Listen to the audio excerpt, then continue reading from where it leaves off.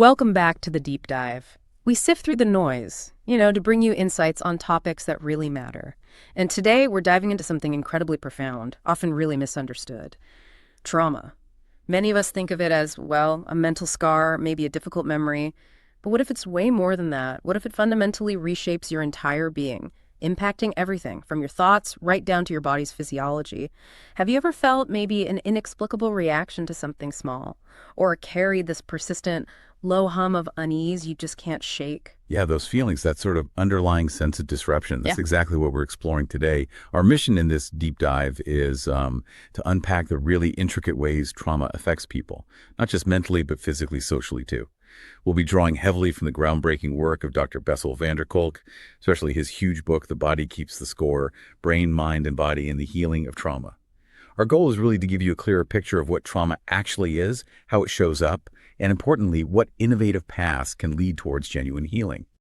This book, it was a real revelation for me, completely shifted my perspective on things. So today we're going to look at the science, the history, and some, frankly, quite poignant human stories behind what trauma really means for individuals and crucially for society as well. And maybe a good place to start is how trauma's impact isn't just, contained within one person. It sends ripples way beyond. That's an absolutely essential starting point Yeah. because trauma isn't an isolated event, not at all. Kolk gives this example, right? A soldier comes back from combat, maybe plagued by rages or just emotional absence. And the profound insight is this doesn't just affect them, their families, their partners, their kids. They absorb that trauma too. They often become depressed or insecure, anxious. It's like a chain reaction spreading through the household. That intergenerational thing you mentioned, it's really haunting when you think about it. Makes me think of the author's own reflections after working with that patient, Tom. He started wondering about his own family, his uncle, his father, his mother, who often reenacted her childhood trauma, even fainting if asked about her past. It's just such a vivid picture of how deep these things go and how they get passed down, often without us even realizing. And that's such a critical observation. When kids grow up experiencing family violence, for instance, it makes it incredibly hard for them to build stable, trusting relationships later as adults. This early exposure, it sort of creates an unconscious template for how they interact with the world. And just to underscore the sheer intensity, Kolk defines trauma itself as inherently unbearable and intolerable. He talks about rape victims, combat soldiers, molested children becoming deeply upset. It shows it's a profound assault on the very core of a person. Okay, so if trauma's impact is that pervasive, why did it take us so long, as a society to even really get it? What were the blind spots? Why couldn't we see the suffering for what it was? That's a really crucial question. And it highlights the limitations of earlier medical approaches. When Kolk first started working with Vietnam veterans like Tom, he found his psychiatric training was just completely inadequate. He went to the VA library looking for books on war neurosis or shell shock, any term for combat trauma, and found basically nothing. This was 5 years after the last American soldier left Vietnam. Wartime trauma just wasn't really on the agenda. Wow, that historical neglect is just astounding. And it sounds like it echoed World War I, too. The British General Staff banning the term shell shock, diagnosing soldiers as NYBN, not yet nervous, basically treating it like a character flaw. Exactly. And the Germans using electroshock. It just shows the systemic failure to acknowledge real suffering, almost punishing the victim. And the really wild part is the knowledge was actually there, kind of tucked away. Kolk eventually found Abram Gardner's 1941 book, The Traumatic Neuroses of War, based on WWI veterans. It was even published anticipating WWII casualties. So the information existed, but it was ignored or dismissed for decades. That really highlights that tension, doesn't it, between the sort of medical model and deeper human truths. The author mentioned moonlighting at a Catholic hospital, seeing women admitted for electroshock. He noticed many would visibly brighten just from being listened to, sharing their painful stories. But then he felt this deep sadness, knowing the treatments would just erase their memory of that connection, that conversation. It really makes you ask, what's the point of a treatment if it wipes out the very human experience that needs to be acknowledged, integrated? His great teacher, Elvin Semrad, was a huge advocate for a different way. He famously told residents not to read psychiatric textbooks, insisting they focus on patients as individuals. He'd say, I'd call him Michael McIntyre, not just a diagnosis. Semrad believed most suffering is tied to love and loss, and healing means acknowledging, experiencing, and bearing reality. His big insight was that the greatest sources of our suffering are the lies we tell ourselves. He really pushed knowing what you know and feeling what you feel, deep down in your body. Sounds like he was pushing for a much more holistic, embodied understanding, which is fascinating. But then, yeah, in the 19th century, medicine went down a different path, recasting behaviors as disorders fixable by chemicals. Psychiatrists kind of jumped on that real scientist's identity, moving away from what they saw as those woolly-headed theories from people like Freud and Jung. And that shift, unfortunately, has led to some serious limitations in how we approach trauma healing. I mean, look at PTSD studies. There's often a huge placebo effect, 30 to 42% improvement just from being in a study. But the drugs themselves, they often add only maybe another 5 to 15% improvement on top of that. The critical takeaway here is often the act of being seen, being engaged in some kind of healing process. That seems to have a more profound impact than just the chemical itself. That's a really powerful point. And when you look at that antidepressant paradox, it gets even clearer. Antidepressant use tripled, right, over the last couple of decades. But hospital admissions for depression haven't gone down. 1 in 10 Americans take them, and the problem persists. What really stands out to me, though, is the alarming trend with kids. Oh, it's incredibly concerning. 500,000 children in the U.S. are prescribed antipsychotics now, and kids from low-income or foster care families are 4 times more likely to get them. The trouble is these meds are often used just to make abused and neglected kids more tractable, easier to manage. But they actively interfere with things like motivation, play, curiosity stuff that's absolutely vital for healthy development. Plus, they carry serious risks like obesity, diabetes. Even the VA spent millions on benzodiazepines for veterans, despite knowing they have limited effectiveness for PTSD and are highly addictive.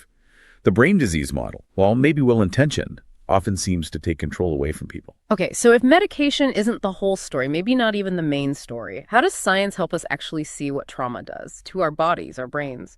This brings us to the body's silent language, right? The neuroscience of trauma. That's been a real revolution in understanding, hasn't it? Absolutely. Neuroimaging especially has been transformative. It's like going from just talking about car trouble to actually lifting the hood and seeing the engine misfiring. There was a pivotal study by Scott Rauch and Bessel Kolk using neuroimaging, watching brains during flashbacks. It let them literally see what tricks their brains were playing compared to when they recalled safe memories. And these tricks are incredibly profound. That idea that all trauma is preverbal, that really hit me. The source mentioned is Shakespeare's Macbeth. Oh, horror, horror, horror. Tongue nor heart cannot conceive nor name thee. Victims of assault, accidents, they often just sit mute, frozen. Traumatized kids sometimes literally lose their tongues. The core idea seems to be that the initial overwhelming impact just bypasses language, making it really hard to process with words later on. And this is where Joseph Ledoux's work on the brain's pathways gives us a crucial insight into why trauma feels so involuntary, so out of control. He describes this low road. It's a lightning-fast, primitive pathway. Sensory info goes straight from the thalamus, like the brain switchboard, to the amygdala, the fear center. It triggers stress hormones immediately, bypassing conscious thought entirely. Then there's the high road, slower, more rational. It goes via the hippocampus for context and memory, and the prefrontal cortex for analysis and planning. The key thing in trauma is that this primitive low road often hijacks the system. It overrides our rational brain, locking us into a constant state of emergency, even when the danger is long gone. It's like the brain's alarm system gets stuck in the on position. So if I'm getting this right, it's like our brain gets stuck playing this loop of danger, even when we're perfectly safe. And when trauma keeps getting replayed like that, those stress hormones just engrave the memories deeper and deeper. Exactly. And the devastating effect is, well, day-to-day life becomes less compelling. It's hard to feel fully alive in the present. You're trapped in the past, which leads to that state, depersonalization. Precisely. Van der Kolk observes this with blanked-out patients. Large parts of their brain are effectively offline. They can't deeply think or feel or remember or make sense of things properly. And the really profound implication is, in that state, conventional talk therapy becomes, as he puts it, virtually useless. The brain just isn't available to engage with it in the same way. Wow. And this extends to our social brain, too, which is so key for safety, for connection. You mentioned mirror neurons earlier. How do they fit into the trauma picture? Mirror neurons are incredible, really. They're Why we feel empathy, why we imitate others, why we get in sync. We don't just mirror movements, we mirror emotional states. But the flip side is it makes us vulnerable to other people's negativity too. And a critical insight from the book is that trauma almost always involves not being seen, not being mirrored. It disrupts that fundamental social connection, leaving people feeling profoundly isolated. And then there's Stephen Porges's polyvagal theory. That places social relationships right at the heart of understanding trauma. How does that reshape things? Porges introduces this idea of neuroception. Think of it like your body's unconscious radar, constantly scanning the environment. It picks up subtle cues of safety or danger, often way before your conscious mind even registers anything. It's that gut feeling, that makes you tense up or relax without knowing why. He identifies 3 hardwired ways our nervous system responds to threat.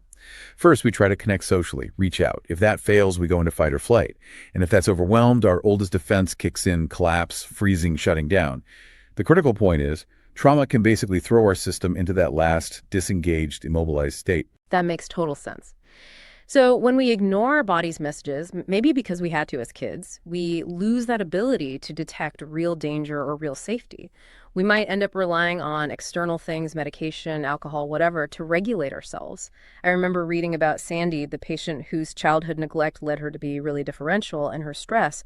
It came out as asthma attacks whenever her husband said something insensitive. Her body was literally speaking because her mind couldn't or wouldn't. Absolutely. And tied into this is alexithymia, that inability to name feelings. Henry Crystal worked with Holocaust survivors and highlighted this. Many were professionally successful, functioning well on the outside, Right. but their intimate relationships were often bleak, distant. They'd suppress overwhelming emotions just to survive, but the cost was losing the ability to recognize their own feelings and connect deeply with others. It's a huge price to pay. These insights, especially around chronic childhood trauma, they're just devastating. Which brings us to the ACE study, Adverse Childhood Experiences. That was discovered almost by accident, wasn't it? Yeah, it's a fascinating story. Dr. Vincent Flitti was running an obesity clinic. A patient lost a lot of weight dramatically, but then became suicidal. And she revealed that her obesity had actually been her solution to severe childhood trauma. It was protecting her in a way. This led Flitti to launch the huge ACE study. And the findings were startling, even in this group of mostly well-educated middle-class people. 1 in 10 experienced emotional abuse. Over a quarter suffered physical abuse. And 28% of women, 16% of men reported sexual abuse. Those numbers are incredibly high. So the really profound idea here is that many public health problems like obesity, addiction, promiscuity, they aren't just problems we need to fix. As Felitti put it, they're often solutions, maladaptive, sure, but solutions nonetheless to unbearable past trauma. Exactly. And it seems like parental trauma is a huge factor in keeping the cycle going. It really is. When caregivers are inconsistent or traumatize themselves, children often develop what's called disorganized attachment. They might cling one moment, then run away terrified the next. It's confusing and scary for the child. The mothers in these situations often fall into patterns either intrusive and hostile or helpless and fearful themselves. And the long-term effects are massive.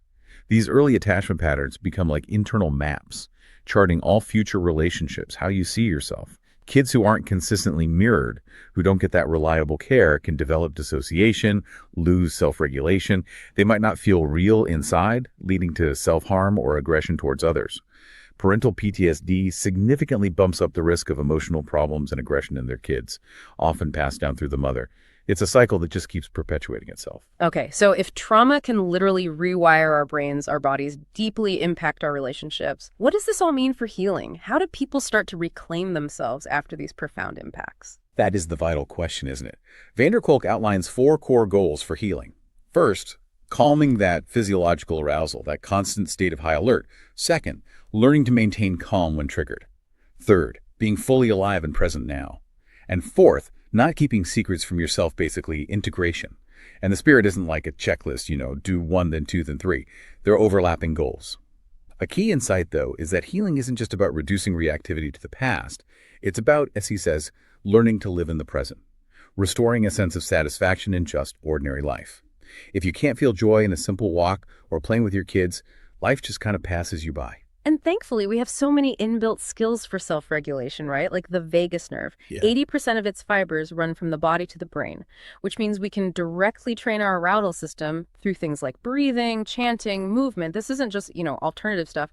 It's tapping into our basic biology, something many global traditions have understood for centuries. It's really striking how non-Western healing traditions, yoga, tai chi, qigong, rhythmic drumming, martial arts like Aikido or Judo have always focused on this.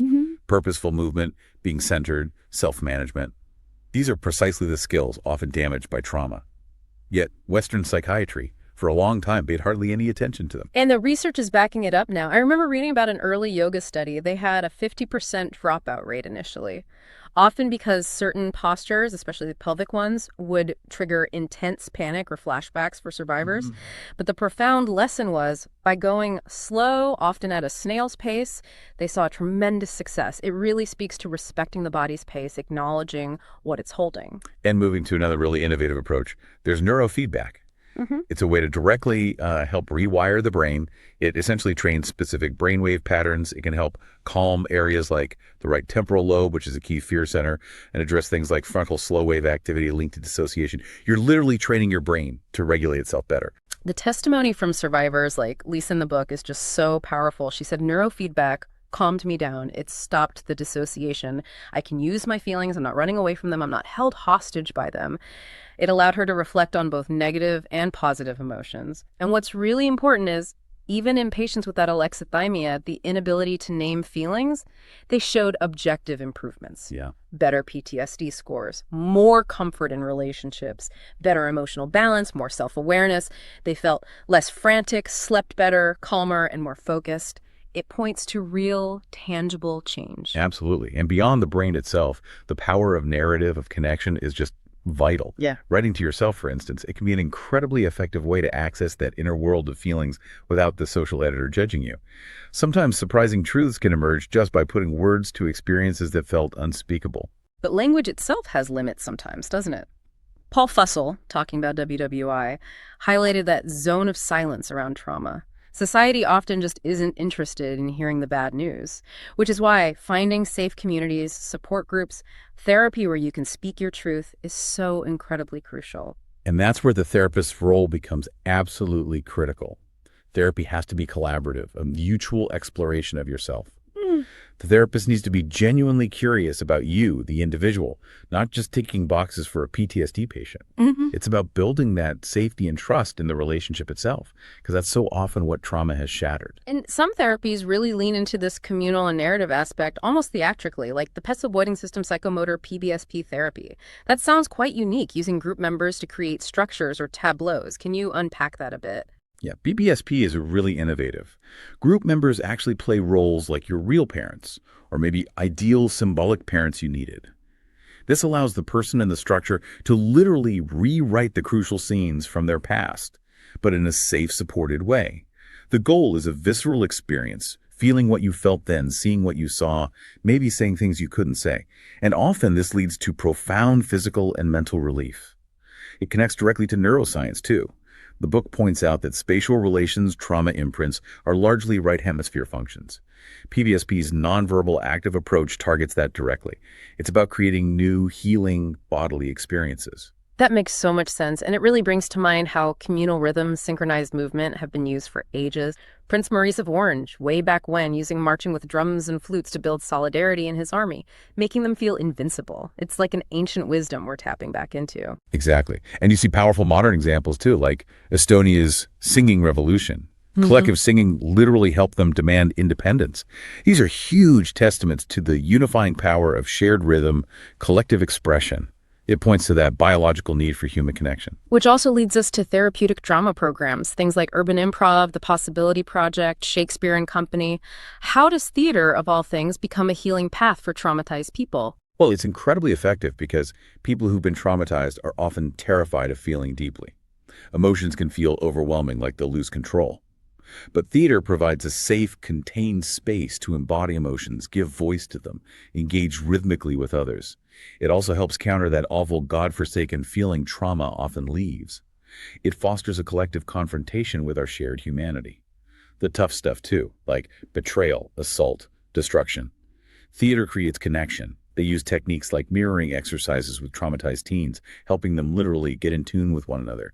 It fosters that visceral attunement and often ends in giggles, which is a sure sign safety's been established. So it's about giving them agency, a voice, but within a safe structure. Precisely.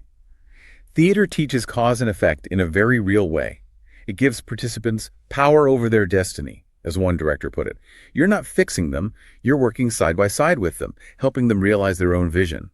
That builds agency. The model mugging program for women is another great example. It teaches them to overcome the freeze response by actively fighting off simulated attacks.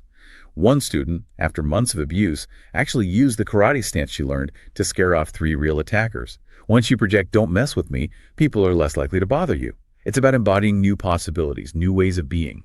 This deep dive has certainly illuminated, well, our extraordinary human resilience and how symptoms are often these adaptive ways we learn to survive. It's not weakness, is it? It's strength that took a toll. And now we're seeing these paths to reclaim that strength differently. But it's not just about individual strength, right? It also points to the huge, often overlooked importance of community, of social investment in actually fostering healing. Absolutely. What's really essential here, the key takeaway, is understanding that social support isn't just nice to have. It's a biological necessity. It's not an option. James Heckman, the Nobel-winning economist, his work clearly shows the vast savings and better outcomes from quality early childhood programs. Investing early prevents a lifetime of problems compounding. And if you connect that to the bigger picture, the societal contrast is pretty stark. The U.S. incarceration rate is like 781 per 100,000 people.